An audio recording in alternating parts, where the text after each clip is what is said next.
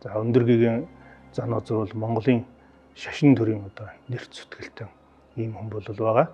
За өндөр гэгээн зан озрын одоо улс төрийн тухайн улс төрийн нөхцөл байдал, тухайн улс төрд үзүүлсэн одоо нөлөө бол одоо асар их нөлөө үзүүлсэн. Түүний төрж өссөн тэр үе бол Монголын түүхийн бас тийм игцэгтэй ийм үе бол байгаа. За энэ үед бол өндөр гэгээн маань бол мэдлсэн. За өндөр гэгээн зан озрыг одоо нийт Монголын одоо шарын шашны тэргүүнээр тодруулсан үйл явдал нь бол өөрөө бас л улс төрийн зорилготой ийм үйл явдал байсан.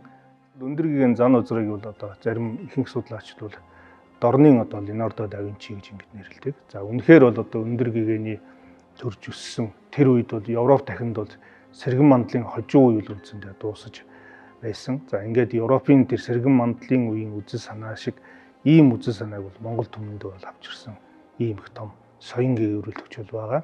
За сэргэн мандлын үзэл санаа бол одоо хүн төвтэй, хүнийг одоо голдоо тавьдаг.